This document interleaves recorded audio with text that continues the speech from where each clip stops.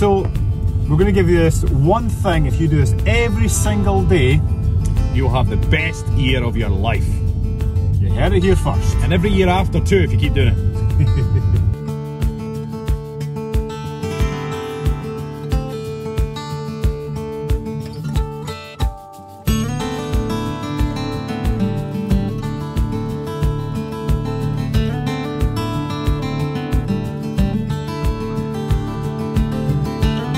So, what are we talking about?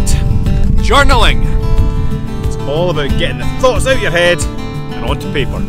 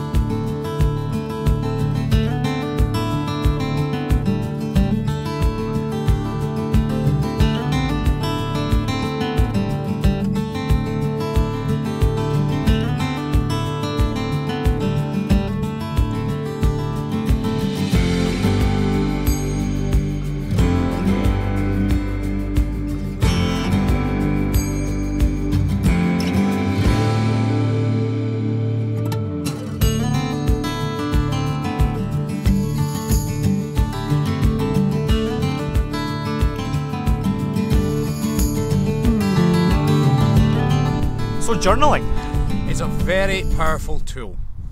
What we have to understand is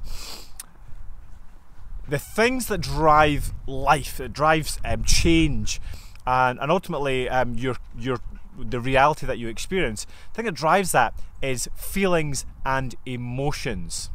Now, as human beings, we rely on the spoken word to understand and communicate. So sometimes it's very difficult for you to even communicate with your subconscious if you're not talking the same language. So journaling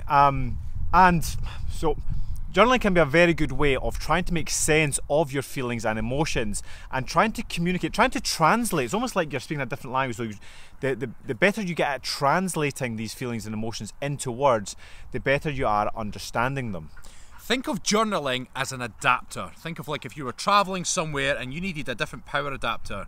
You're taking the thoughts and emotions, and when you journal them, you're transferring that data into something that's tangible that you can then understand.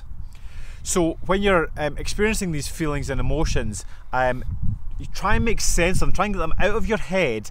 And one way of doing it is actually speaking to a good friend. Okay, so I've got a good friend that you can just spout out. And the number of times that Rab and I will chat away, yeah, and we'll start off a conversation by saying, "I'm just thinking out loud, mate." Yeah, and that means anything goes. Because we're so intuitive with each other, the amount of times that either one of us say like, "I'm just thinking out loud," and then we'll speak all this stuff, and if it's me, then Rab will say, "Yeah, but what about this, and this?" And you're like, yeah, right enough, that's not what I meant. And you should always have a good friend that you can communicate with, and as soon as you say something out loud, you can then make much more sense of it. Rather than it just rattling around in your head as a feeling or an emotion, you speak it out, and then once it's out, you're like, yeah, that's not what I mean, that's not how I feel. And it's good to have that sort of sounding board in a good friend. It is interesting because nearly everyone will have a time when they said they're trying to explain something, they say, "Oh, I can't put it into words." But if you don't try, then you simply will never understand it. Generally, the person then tries to put it into words, and between having the conversation, they eventually start to make, because the person's picking up and going, right, that sounds like this. The person's like, oh, well, I guess it's almost like, and eventually they start to get the ball rolling with it. Now, if you think about one of the most extreme emotions, which is love, how many different explanations of love have you ever heard? There's like thousands out there, people trying to explain it in a different way, and it's so complex of an emotion and a feeling that we have to simplify it down to just one word. Okay, this love. Okay, I just love that person. Okay, but obviously there's a lot more going on than that, but we just can't articulate it in the way that we feel it. So journaling is then if you don't have a good friend, or if it's just a daily practice, like I'm sure if I was to pick up the phone to Rab every day and say, mate, I'm just thinking out loud again, you're like, oh, for fuck's sake. Here we go again. So journaling is your way of communicating with yourself to get all these feelings and emotions onto paper, and it's telling your subconscious, it's telling your heart and your soul that you are listening and you're trying to make sense of everything. Now, some people journal in the morning because they perhaps they want to understand what they've been dreaming about the night before, because there's some chains of thought, the thing that when you're dreaming, your subconscious is obviously playing through things and trying to solve issues.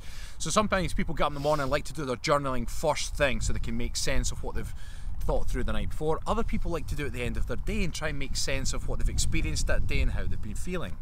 And this is really a great segue into saying that communication with your subconscious is a two-way street. One, journaling, and we'll give you a really good way of journaling in a second, but by you journaling down and writing down all your feelings and your thoughts and trying to make sense of them, it's like you're listening to your subconscious, you're understanding how it's all playing out. But then also, like Rab said, it's then sort of speaking back, and this is when it comes to journaling at the end of the day, is to speak back to your subconscious. And this is when it's really important about how you journal. It's not just a case of, I'm going to journal. There is a sequence, a way of journaling that is optimized for bigger and better success. Tilly, come! Nala, come. Nala to the rescue.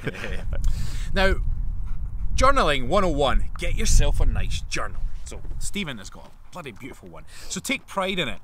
Something that you enjoy. Yeah, you have to really look forward to opening it, and it should be it should be a joy. You think, oh, I've got to journal again. It should be like, no, I can't wait to open this. Now I kind of searched on Amazon. It's my favourite place to look.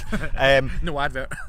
Yeah, there are other that online giant online supermarkets. Ultimately, what I wanted was something Celtic, something that meant something to me. So I got the Tree of Life with a bit of Celtic stuff around it, and the pages inside are from recycled paper, so they're very rustic looking, and there's a bit of a string going around it. So I love picking that up and just starting to note down my thoughts and my feelings. I just go with the dark leather number. I also have my diary in there, and I always have it with me, so I like to journal throughout the day when things come to my head and I want to make sense of them.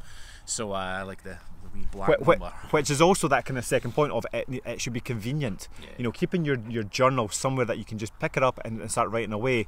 Rab obviously keeps a paper diary because he's back in the Stone Age. And so therefore it's much more convenient just to then start writing and journaling in there. So this is Journaling 101. The way to journal, certainly there are many different ways to journal, so don't think this is gospel, but what we found very beneficial is starting off with a brain dump. Tell me, continue. I got a brain blank there. Pour all your thoughts down onto the page, whatever it is, just download or dump it. A lot of the time when we can't sleep or things are bothering you, it's because things are rattling around in your head. Yeah. So just brain dump, just get everything out your head and onto pages or to a friend. Yeah. So that it's only when it's out that you can start to make sense of it.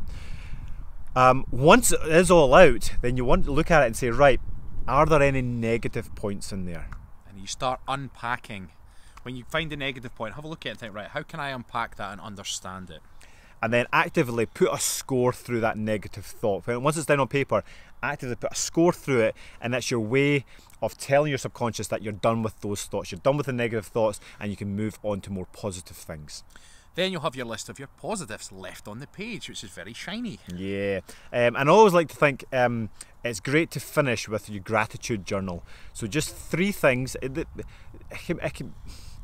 Potentially you can have much more things going rattling through your head of what you're grateful for, but it's nice to get into a pattern of just 3 things, no more, no less, that you're very grateful for. It could be small things like I'm very grateful for Rab in my life, or it could be I got a free coffee today because the till wasn't working. You know, it could be absolutely anything.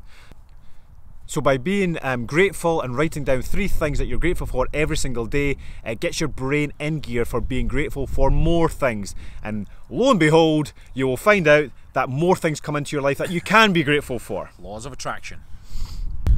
So go and get yourself a nice journal, something that you can be proud of, that reflects your personality perhaps, something that you can pick up and feel good every time you open it. You want to feel like it's a pleasure to open the journal. And we'll pretty much guarantee if you can do that every single day, you're going to have the best year of your life. So don't waste another year being miserable. Start journaling. Make it awesome.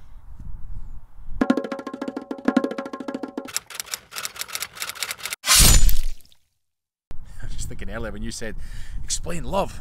And then all the you say, yeah, you can't really explain it. It's more than a feeling. And I just said Boston. More than a feeling. Bow, bow, bow, bow, bow, bow. You know the song? Yeah. It was on Guitar Hero, wasn't it? Yeah. More than a feeling. More than a feeling. Don't know the rest of the words though.